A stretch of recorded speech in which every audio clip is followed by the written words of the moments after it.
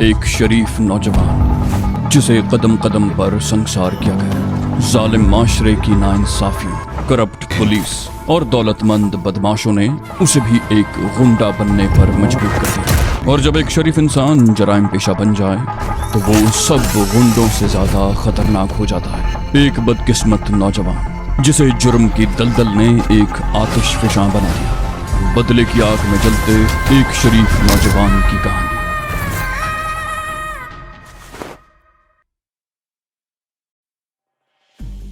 वक्त धीरे धीरे गुजर रहा था। समीना जल्द से जल्द वहां से निकलना चाहती थी, लेकिन नौलखे का कुछ पता नहीं था। उसे गए हुए 3 घंटे हो चुके थे। उस वक्त कुलसूम समीना के पास बैठी बातें कर रही थी कि बाहर का दरवाजा खटखटाया गया। कुलसूम बोली, तुम ये दरवाजा अंदर से बंद कर लो, मैं देखती हूँ कौन है। ये कहती हुई वो उठकर कमरे से बाहर चली गई। समीना ने उठकर दरवाजा बंद किया और वहीं खड़ी होकर दरवाजे की झर्री से झांकने लगी। वो मोहल्ले की ही कुछ औरतें थीं। समीना उसे जानती थी और उनके घर में भी उसका आना जाना था। वो औरत तकरीबन 1 घंटे तक कुलसूम के पास बैठी बातें करती रही और जब वो चली गई तो समीना ने उठकर कमरे का दरवाजा खोल दिया। दोपहर ढलने लगी। नौलखा अभी तक वापस नहीं आया था। समीना के दिल में तरह तरह के ख्यालात आ रहे थे। एक मर्तबा फिर उसके जहन में ये ख्याल आया था कि अपने घर चली जाए। माँ उस वक्त अकेली होगी, वो माँ को सब कुछ बता दे, शायद बेहतरी का कोई रास्ता निकल आए। लेकिन उन भयानक ख्यालात ने एक बार फिर पैरों में जंजीरें डाल दी कि पुलिस उसके घर पहुंच जाएगी और वो अपने बचाव के लिए कुछ भी नहीं कर सकेगी। 5:30 बजे के करीब कोई गाड़ी रुकने की आवाज सुनाई थी। कुछ ही देर के बाद कॉल बेल बजाई गई।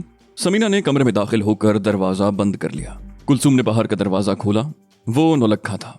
समीना ने उसे देखकर कमरे का दरवाजा खोल दिया। नौलखे ने उसके करीब आकर कहा, समीना बीबी, मैंने शारिक बाबू का पता चला लिया है, तुम जल्दी से तैयार हो जाओ, मैं टैक्सी लेकर आया हूँ। समीना को तैयारी क्या करनी थी, उसने चादर उठाकर इस तरह ओढ़ ली कि उसका चेहरा भी छुप गया।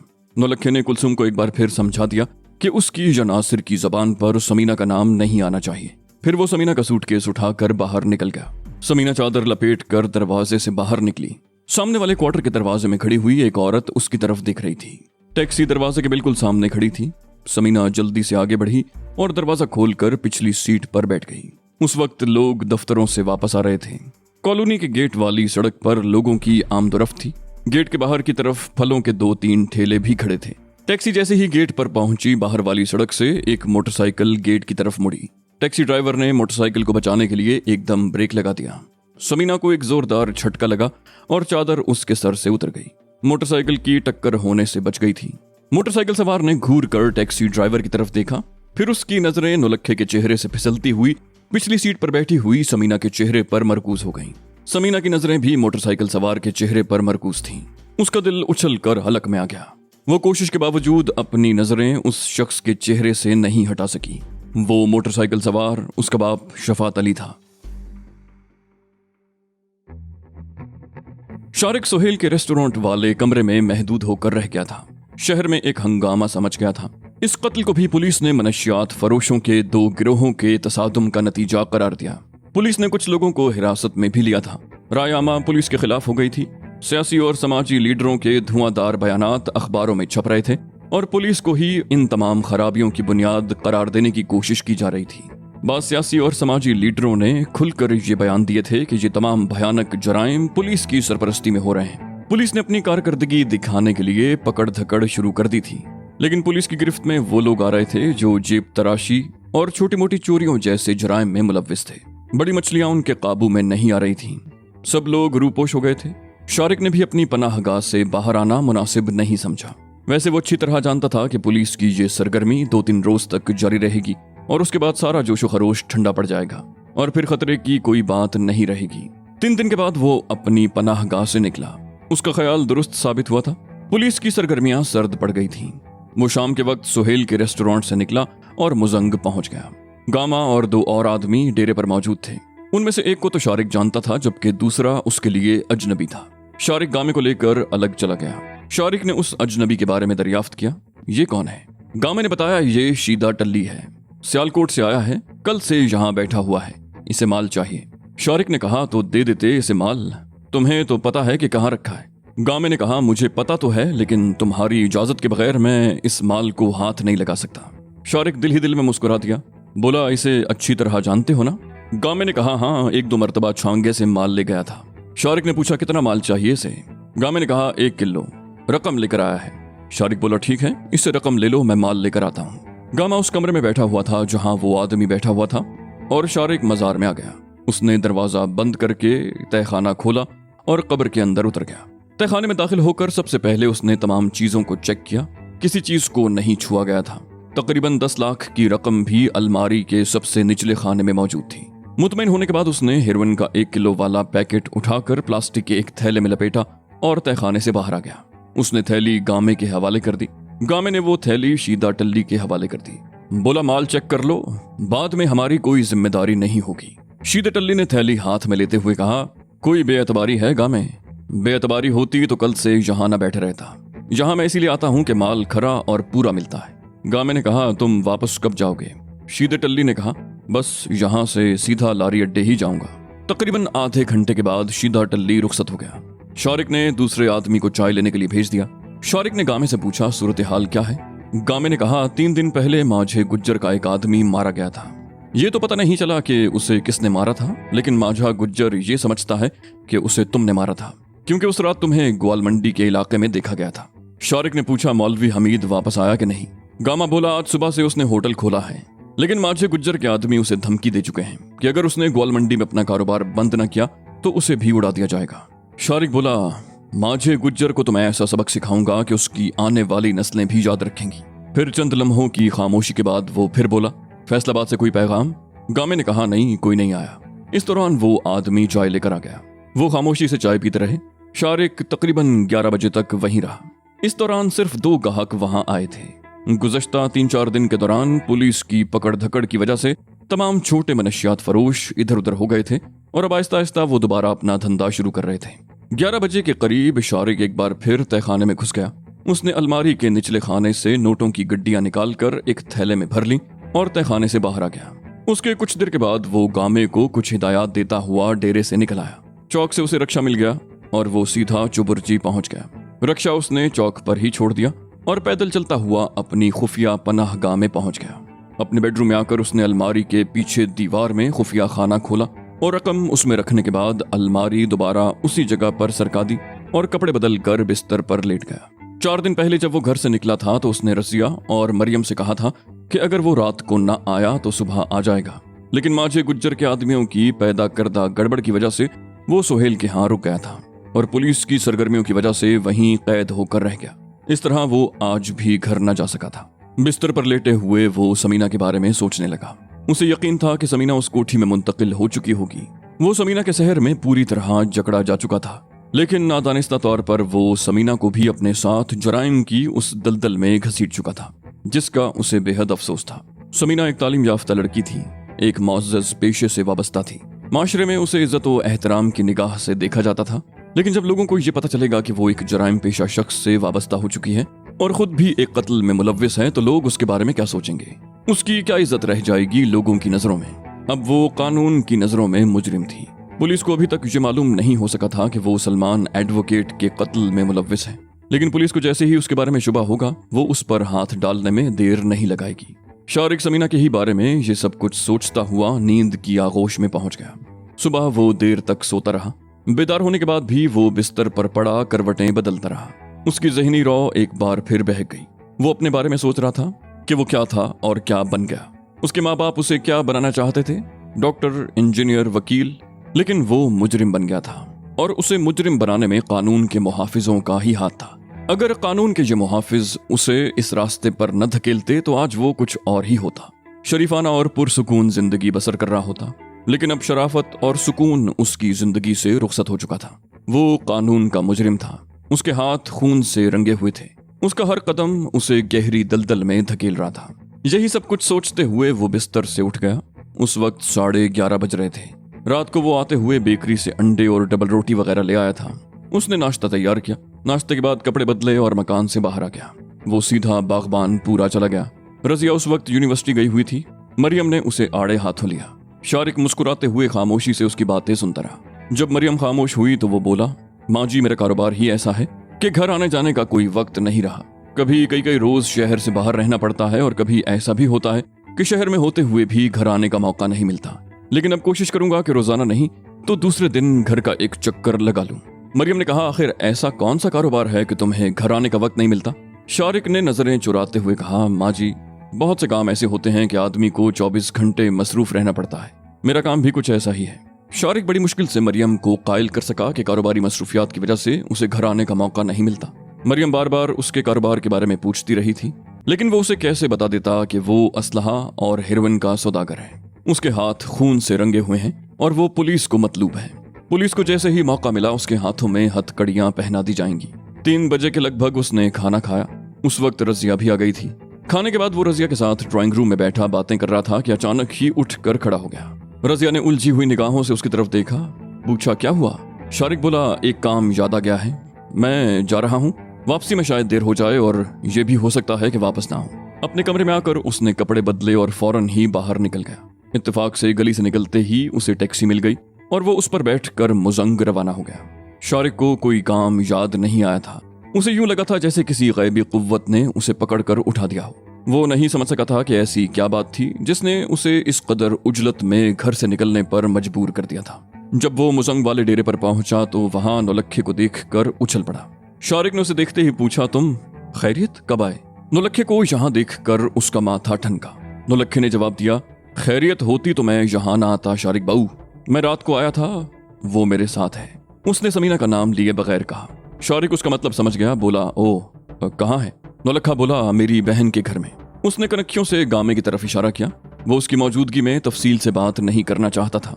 शारिक ने गामे को इशारा किया। वो उठकर बाहर चला गया। शारिक ने सवालिया निगाहों से नौलखे की तरफ देखा। बोला, हाँ, अब बताओ क्या बात है? नौलखे ने कहा, फैसलाबाद में तो बड़ी गड़बड़ हो गई है शारिक बाबू। पुलिस ने यह पता चला लिया है कि जिस रोज तकिए पर छापा पड़ा था समीना बीबी वहां मौजूद थी, जो कब्रिस्तान की दीवार फांद कर यूसुफ के वर्कशॉप में चली गई थी। वर्कशॉप में काम करने वाले लड़कों ने पुलिस को उसके बारे में बता दिया। पुलिस को शुबा है कि यूसुफ ने समीना को ब्लैकमेल करना शुरू कर दिया होगा और समीना ने किसी और की मदद से उसे कत्ल कर दिया। एक पुलिस ऑफिसर समीना से पूछगिछ के लिए कॉलेज में गया। वो लोग मेरे बारे में भी मालूमात हासिल कर रहे थे। कल शाम मुझे पता चला कि पुलिस समीना की कोठी पर और हमारे तकिए पर छापा मारने वाली है। मैं समीना बीबी को लेकर फैसलाबाद से निकल आया। शारिक ने पूछा, वो इस वक्त कहाँ है? नौलखा बोला, चुबुर्जी क्वार्टर्स में मेरी फूफीजाद बहन रहती है। रात को हम वहीं रहे थे। समीना अब भी वहीं है। मैं सुबह से यहाँ बैठा तुम्हारा इंतजार कर रहा हूँ, लेकिन एक गड़बड़ हो गई है। शारिक ने उलझी हुई निगाहों से उसकी तरफ देखा। बोला, वो क्या? नौलखे ने कहा, चुबुर्जी क्वार्टर्स में समीना के माँ बाप का घर भी है। मेरा तो ख्याल था कि समीना बीबी को चंद रोज तक अपनी बहन के घर में रखूंगा, लेकिन अब ये मुमकिन नहीं। कुलसूम के घर औरतों का आना जाना है और वो सब समीना को जानती हैं, इसलिए उसे वहां नहीं रखा जा सकता। शारिक बोला, ये तो वाकई खतरनाक बात है। तुम उसे मासी मेहरा के घर ले आओ, वो एक आध दिन वहां रहेगी, उसके बाद मैं कोई और बंदोबस्त कर लूंगा। नौलखा उठते हुए बोला, ठीक है, मैं समीना बीबी को लेकर मासी मेहरा के घर पहुंच जाता हूँ। शारिक बोला, मैं वहीं तुम्हारा इंतजार करूंगा। ये कहते हुए वो भी उठ गया। वो दोनों डेरे से इकट्ठे ही निकले थे। नौलखा चौक की तरफ चला गया और शारिक ऊपर से घूमकर गलियों से चकराता हुआ मासी मेहरा के घर आ गया। छांगे के मरने के बाद शारिक ने अपने तमाम आदमियों को सख्ती से हिदायत कर दी थी कि सूरत हाल खा कुछ भी हो, वो मासी मेहरा के घर न जाएं। वो खुद भी अब तक सिर्फ एक ही मर्तबा गया था और आज दूसरी मर्तबा वहां जा रहा था। दस्तक के जवाब में दरवाजा मासी मेहरा ने ही खोला। शारिक ने उसकी तरफ देखते हुए कहा, अंदर आ जाऊं मासी? मासी मेहरा दरवाजे से एक तरफ हटते हुए बोली, आजा पुत्र, तुझे इजाजत लेने की क्या जरूरत है? शारिक अंदर आ गया। मासी मेहरा ने दरवाजा बंद कर दिया और उसे लेकर बैठक में आ गई। उसने पूछा, चाय पियोगे पुत्र? शारिक बोला, जरूर पीऊंगा मासी, लेकिन पहले एक जरूरी बात करना चाहता हूँ। मासी मेहरा दूसरी कुर्सी पर बैठ गई। बोली, क्या बात है पुत्र? शारिक चंद लम्हे खामोश रहा, फिर समीना के बारे में बताने लगा। आखिर में वो कह रहा था, वो बड़ी मजलूम लड़की है, महज मेरी वजह से मुसीबत में फंस गई। मैं उसकी मदद करना चाहता हूँ। वो 1-2 रोज यहाँ रहेगी, फिर मैं उसके लिए कोई दूसरा बंदोबस्त कर दूंगा। मासी मेहरा ने कहा, कोई दूसरा बंदोबस्त करने की क्या जरूरत है पुत्र? उसे ले आओ, वो यहीं रहेगी, मेरा भी दिल लगा रहेगा। शारिक ने कहा, नहीं मासी, पुलिस उसके पीछे लग गई है। अगर वो लोग उसका सुराग लगाते हुए यहाँ तक पहुंच गए तो आपको भी परेशानी होगी। नहीं, उसका यहाँ रहना ठीक नहीं होगा। 1 दिन की तो कोई बात नहीं। मासी मेहरा ने कहा, ठीक है, जैसे तुम्हारी मर्जी। फिर उठते हुए बोली, तुम बैठो, मैं चाय बनाकर लाती हूँ। वो कमरे से निकल गई और शारिक समीना के बारे में सोचने लगा। कुछ देर के बाद मासी मेहरा चाय बनाकर ले आई। चाय के दौरान वो ज्यादातर छांगे के बारे में बातें करते रहे। तकरीबन 1 घंटे के बाद गली में कोई गाड़ी रुकने की आवाज सुनाई दी और फिर दरवाजा खटखटाया गया। मासी मेहरा ने जाकर दरवाजा खोला और जब वो वापस आई तो उसके साथ समीना और नौलखा भी थे। नौलखे ने सूटकेस रखते हुए कहा, बड़ा गजब हो गया शारिक बाबू। शारिक ने पूछा, क्या हुआ? नौलखा बोला, हम टैक्सी पर कॉलोनी के गेट से निकल रहे थे कि समीना के बाप ने इसे देख लिया। उसने मोटरसाइकिल पर हमारी टैक्सी का पीछा किया, मगर टैक्सी ड्राइवर बड़ा होशियार आदमी था। वो चक्कर देता हुआ दाता दरबार की तरफ ले गया। वहां से हम दूसरी टैक्सी में बैठकर गड़ी शाहू पहुंच गए। वो टैक्सी वहां छोड़ी और तीसरी टैक्सी पर बैठकर यहाँ आए हैं। इस सूरत हाल से समीना बीबी तो क्या, मैं भी परेशान हो गया था। शारिक ने समीना की तरफ देखा। वो कुर्सी पर बैठी फूट फूट कर रो रही थी। शारिक ने कहा, रोने से कोई मसला हल नहीं होगा समीना। समीना रोते हुए बोली, ये तुमने मुझे किस मुसीबत में फंसा दिया है, किन गुनाहों की सजा मिल रही है मुझे, काश तुमसे मेरी मुलाकात न हुई होती। शारिक बोला, अब तो मामला बहुत आगे निकल चुका है, पछताने से कुछ हासिल न होगा। उसने मासी मेहरा को इशारा किया। वो समीना को उठाकर दूसरे कमरे में ले गई। शारिक ने नौलखे के चेहरे पर नजरें जमाते हुए कहा, तुम अपनी बहन के यहाँ पहले भी आते जाते रहे हो, उस मोहल्ले के लोग तुम्हें पहचानते तो नहीं? नौलखा बोला, मैं तकरीबन 1 साल पहले कुलसूम के घर गया था और वो भी रात के वक्त। वहां मुझे कोई नहीं जानता। अभी सामने वाली हमसाई ने मुझे और समीना को कुलसूम के घर से निकलते हुए देखा था। शारिक ने पूछा, क्या उसने समीना की शक्ल देखी? नौलखे ने नफी में सर हिलाया, बोला, नहीं, उस वक्त तो इसने अपना चेहरा चादर में छुपा रखा था। लेकिन गेट से निकलते हुए अचानक ही समीना के बाप की मोटरसाइकिल सामने आ गई। उसे बचाने के लिए ड्राइवर ने ब्रेक लगाई तो झटका लगने से समीना के सर से चादर उतर गई और इसके बाप ने इसे देख लिया। टैक्सी अगरचे उसी वक्त चल पड़ी थी, लेकिन समीना के बाप ने मोटरसाइकिल पर हमारा पीछा शुरू कर दिया। बड़ी मुश्किल से उससे पीछा छुड़ाया। शारिक ने कहा, लेकिन मुझे यकीन है कि वो पीछा नहीं छोड़ेगा। इस कॉलोनी में ज्यादा क्वार्टर्स नहीं हैं। वो ये मालूम करने की कोशिश जरूर करेगा कि तुम लोग किस तरफ से निकले थे। इस तरह उन्हें पता चल जाएगा कि समीना कुलसूम के घर में थी, और अगर उन्होंने पुलिस में अगवा की रिपोर्ट लिखवा दी तो पुलिस वाले कुलसूम और उसके शौहर को परेशान करेंगे। नौलखे ने कहा, इतनी दूर की बात तो मैंने सोची भी नहीं। उसके चेहरे पर भी परेशानी के तासुरात उभर आए। फिर बोला, लेकिन परेशान होने की कोई बात नहीं शारिक बाबू, कुलसूम और उसका खामद मेरे बारे में ही बताएंगे ना। पुलिस वाले मेरी तलाश में फैसलाबाद जाएंगे और मैं फैसलाबाद में नहीं हूंगा। शारिक बोला, हाँ ठीक है, देखा जाएगा। तकरीबन 8 बजे वो मासी मेहरा के मकान से निकल कर डेरे पर आ गए। नौलखे को अब यहीं रहना था, लेकिन शारिक मुतमईन नहीं था। अगर पुलिस नौलखे का सुराग लगाती हुई जहां तक पहुंच गई तो बहुत गड़बड़ हो जाएगी। समीना का मासी मेहरा के घर में रहना दुरुस्त नहीं था। पहले उसके जहन में आया कि समीना को घर पहुंचा दे, लेकिन फिर इस ख्याल को उसने जहन से झटक दिया। वो मरियम और रजिया को इस किस्म के मामलात से अलग ही रखना चाहता था। फिर दफतन उसके जहन में एक और ख्याल आया, वो समीना को शामनगर वाले मकान में ले जा सकता था। रात 10 बजे के करीब वो डेरे से निकला, चौक से टैक्सी ली और मासी मेहरा के घर से समीना को लेकर शामनगर की तरफ रवाना हो गया। टैक्सी उसने गली के मोड़ पर ही रुकवा ली। उसने समीना का सूटकेस उठा लिया और वो दोनों गली में दाखिल हो गए। मकान के बैरूनी गेट को बाहर से कुंडा लगा हुआ था। शारिक ने गली में इधर उधर देखा। इत्तेफाक से उस वक्त गली में कोई नहीं था। उसने कुंडा खोला, पहले समीना को अंदर दाखिल होने का मौका दिया, फिर खुद अंदर दाखिल होकर गेट बंद कर दिया और बरामदे में पहुंचकर दीवार की चौखट के ऊपर हाथ डालकर टटोलने लगा। चौखट में उसने एक गहरा सुराख बना रखा था। बरामदे वाले दरवाजे के ताले की चाबी वो चौखट के उसी सुराख में रख दिया करता था। किसी को यहाँ चाबी रखे जाने के बारे में शक भी नहीं हो सकता था। उसने टटोल कर चाबी निकाली और ताला खोलकर दरवाजा खोल दिया। पहले उसने समीना को अंदर दाखिल होने का रास्ता दिया और फिर खुद अंदर दाखिल होकर दरवाजा बंद कर दिया और बत्ती जलाने के लिए दीवार पर स्विच टटोलने लगा। गहरी तारीकी थी। समीना के दिल की धड़कन तेज हो गई। उसके जहन पर एक अजीब सा खौफ तारी हो रहा था। शारिक उसके घर में कई रोज रह चुका था, लेकिन उसने बड़ी शराफत का मुजाहरा किया था। लेकिन उस वक्त बात कुछ और थी और अब वो बकौल शख्स से अपनी सारी कश्तियां जला कर आई थी। अब वो पूरी तरह शारिक के रहम करम पर थी। वो पुलिस के खौफ से भागी थी। उसने अपने घर वालों को भी तज दिया था। ये बात उसने अच्छी तरह समझ ली थी कि अब उसके मुकद्दर में जिल्लत और रुसवाई के सिवा कुछ भी नहीं। एक जराइम पेशा शख्स की पनाह में रहकर वो जिल्लत और रुसवाई ही की जिंदगी गुजार सकती है। चट की आवाज के साथ ही तेज रोशनी फैल गई। समीना की आंखें चुंधिया गई थीं। चंद लम्हों के बाद जब उसकी आंखें तेज रोशनी से मानूस हुई तो वो इधर उधर देखने लगी। शारिक बोला, ये मेरी खुफिया पनाहगाह है जिसके बारे में किसी को इल्म नहीं। तुम पहली हस्ती हो जिसे मैं यहाँ लाया हूँ। आओ मैं तुम्हें पूरा घर दिखाऊं।